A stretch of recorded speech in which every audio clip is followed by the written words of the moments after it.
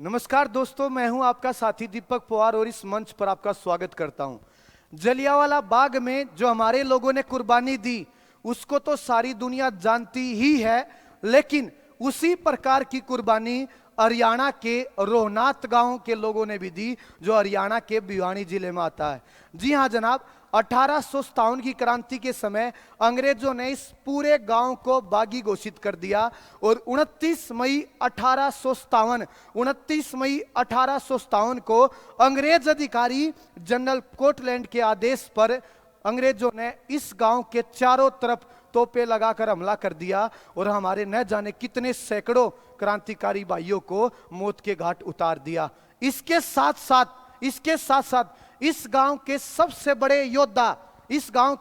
बड़े योद्धा बीरड़दास बैरागी को तोप के आके बांधकर इनके शरीर के चिथड़े उड़ा दिए। और इसके साथ साथ जनाब, इस गांव में जो कुआं बना हुआ है जिसको शहीद कुएं के नाम से भी जाना जाता है, उस कुएं में न जाने कितनी महिलाओं ने कूद कर अपनी जान दे दी। उसके बाद अंग्रेजों ने राज किया। 1947 में जब भारत आजाद हुआ, इस गांव को लगा कि जनाब हमारे पास कोई आओगा, क्योंकि हमारे गांव ने 1857 क्रांति के समय बहुत बड़ी कुर्बानी दी थी, लेकिन यहां पर कोई बड़ा अधिकारी गया ही नहीं।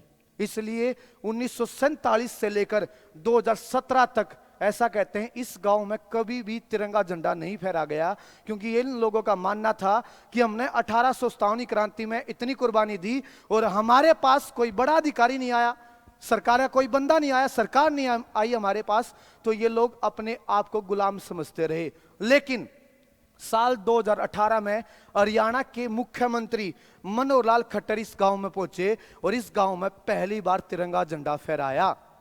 और इस गांव की कहानी को जनाब कुर्बानी को लोगों तक पहुंचाने के लिए अब हरियाणा में स्कूली शिक्षा में भी शामिल कर दिया गया है इस गांव की कहानी को। और आपका भी फर्ज बनता है कि इस गांव की कहानी को जन जन तक पहुंचाया जाए। अमर शहीदों को मेरी तरफ से नमन। ऐसी और जानकारी के लिए मिलता रहूंगा। राम राम, जय हिंद, जय भारत।